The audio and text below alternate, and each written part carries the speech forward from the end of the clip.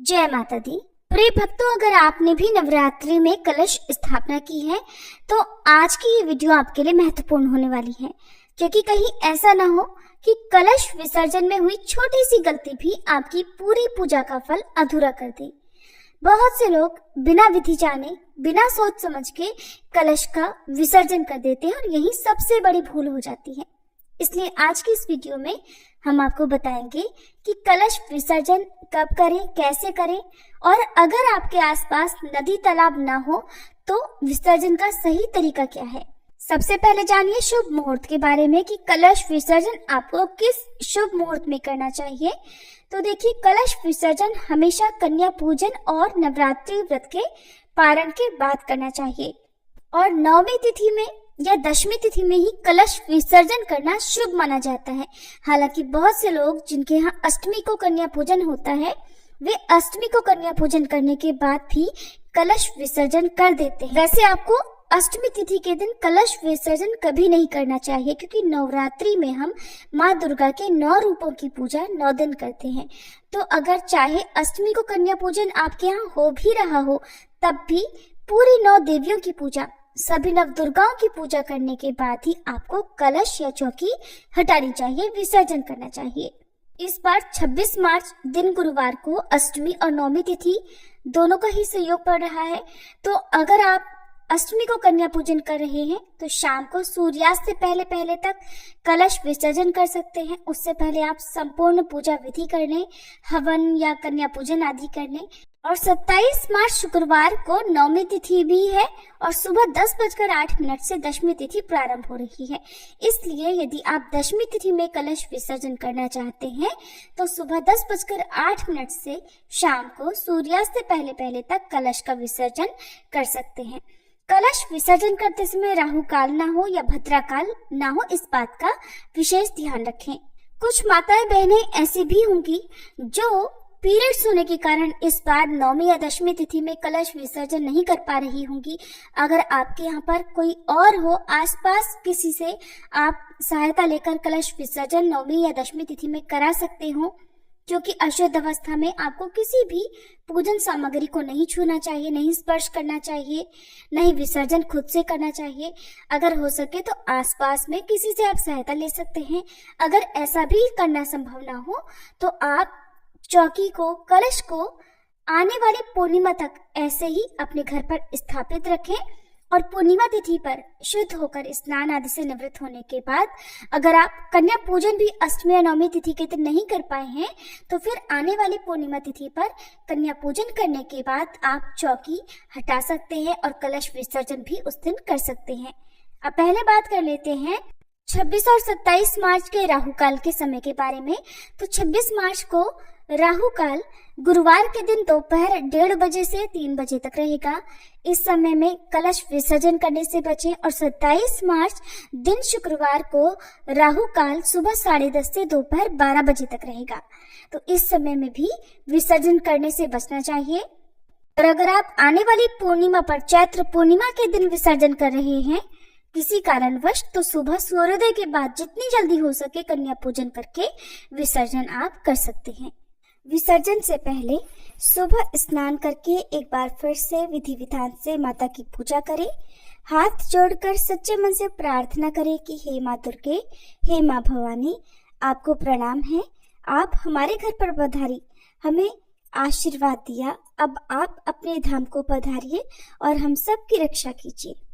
इस प्रकार प्रार्थना करने के बाद सबसे पहले कलश के ऊपर रखा हुआ नारियल उतारें और उसे प्रसाद के रूप में या तो घर में सभी लोगों में बांटें, या फिर आप उस नारियल को बहते जल में प्रवाहित कर सकते हैं, या कुछ लोग आसपास के मंदिर में भी रख देते हैं। इन तीनों में से जो कुछ भी आप करना चाहें वो कर सकते हैं। कुछ लोग अष्टमी या नवमी पर कन्या पूजन करते समय नारियल को उतारकर सभी कन्याओं में प्रसाद रूप में बांट देते हैं। तो अगर आपने ऐसा किया है तो इसके अलावा जो भी सामग्री है फिर आपको उसका विसर्जन करना चाहिए। नारियल हटाने के बाद जल के अंदर जो भी सामग्री है, कलश के अंदर जो आपने सामग्री डाली थी, जैसे 1 का सिक्का, उसे आप अपनी तिजोरी में रख सकते हैं। जो कि धन में और सुख समृद्धि में वृद्धि कराने वाला माना जाता है। हल्दी की गांठ हो या जो भी खराब होने वाली जो सामग्री जल के अंदर रखी हुई है, उसका आपको विसर्जन कर देना है।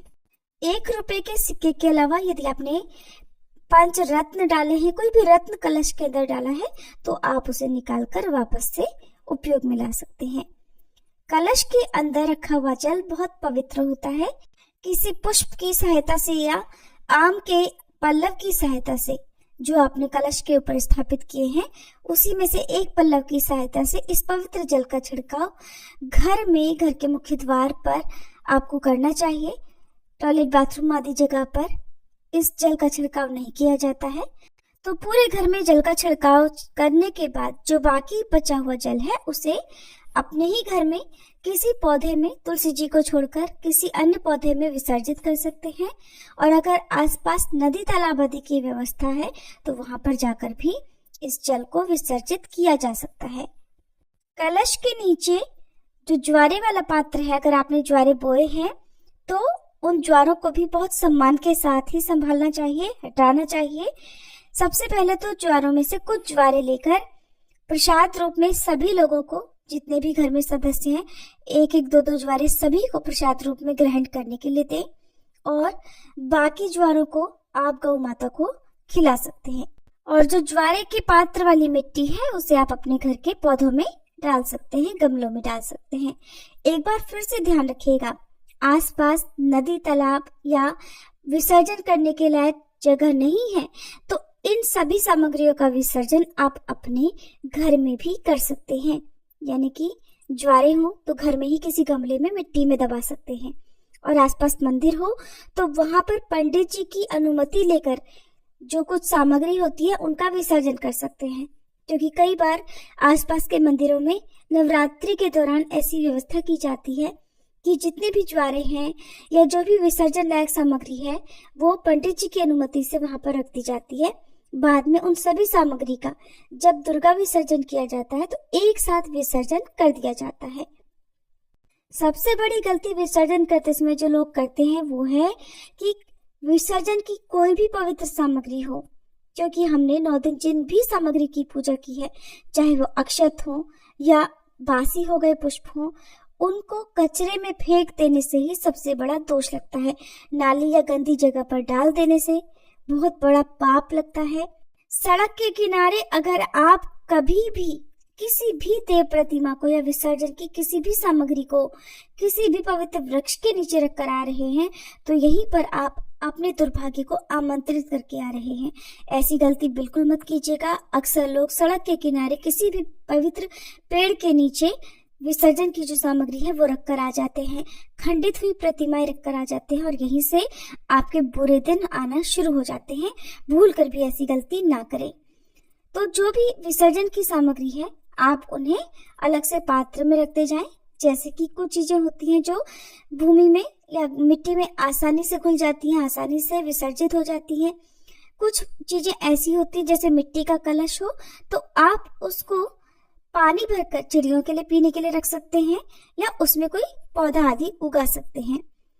मिट्टी के चाहे दिए हो या पात्र हो, उन सब का विसर्जन कर दिया जाता है। उनको दोबारा से उपयोग में नहीं लाना चाहिए। पूजा में जो भी धातु के पात्र आपने इस्तेमाल किए हैं, उनका उपयोग अगली बार की पूजा में किया जा सकता है।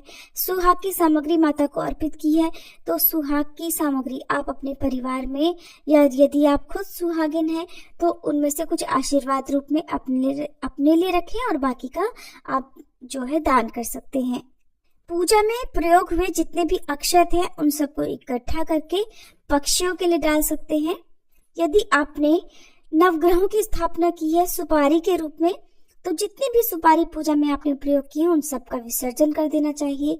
पान का भोग माता रानी को लगाया है, वैसे तो प्रसाद रूप में जब भी आपने पान का भोग लगाया होता है तो उसके कुछ देर बाद उसे परिवार में किसी को भी प्रसाद रूप में दे देना चाहिए। यदि आपने ऐसा नहीं किया है, अब तक बहुत सारे पान इकट्ठे हो चुके हैं, तो उनका विसर्जन कर दें या गौ माता को खिला सकते हैं।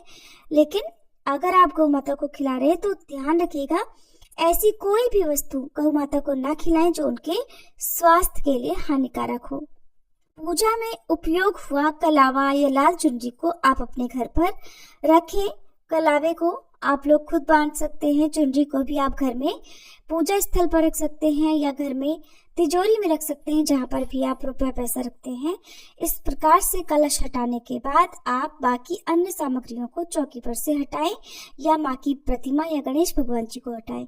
यदि सुपारी के रूप में आपने गणेश भगवान जी की स्थापना की है तो ध्यान रखिएगा, विसर्जन आपको प्रत्येक सुपारी का करना है, उसे दोबारा से पूजा में इस्तेमाल करने से बचना चाहिए। ध्यान रखिए, विसर्जन का अर्थ होता है सम्मान के साथ विदाई, न कि त्याग या अपमान के साथ। और अंत में कलश विसर्जन के बाद माता को प्रणाम करें और कहें कि हे माँ, अगले वर्ष फिर से हमारे घर पर पधारना। इस प्रकार सही विधि से किया गया कलश विसर्जन आपके घर में सुख शांति और समृद्धि बनाए रखता है। अगर कलश के ऊपर रखा गया नारियल तोड़ते समय खराब सड़ा हुआ निकले तो परेशान ना हो। माना ये भी जाता है कि माता ने आपके व्रत, आपकी पूजा स्वीकार की है, और वहीं ये एक प्राकृतिक गुण है, नेचुरल है कि कभी कभी नारियल अंदर से सड़ा हुआ निकल सकता है। और अगर आपने मिट्टी का कलश पूजा में प्रयोग किया है तो बहुत हद तक संभव है कि उसके अंदर रखा हुआ जल पूरी तरह से सूख जाए, ताकि आप अगर जब जल का छिड़काव करना चाहते हैं तो हो सकता है उसमें जल की कोई भी बूंद ना बचे। तो इसलिए भी परेशान ना हो, क्योंकि मिट्टी के जो पात्र हैं वो पानी सोख लेते हैं। थोड़ा बहुत जल बचा हो तो आप उसका भी छिड़काव कर सकते हैं। विसर्जन के साथ साथ आपको पर्यावरण की पवित्रता का, पर्यावरण का भी ध्यान रखना चाहिए। किसी भी ऐसी सामग्री को जल में विसर्जित ना करें जिससे कि जल दूषित हो और आपको उसका दोष लगे। ये थी आज की वीडियो, उम्मीद है आपको पसंद आई होगी।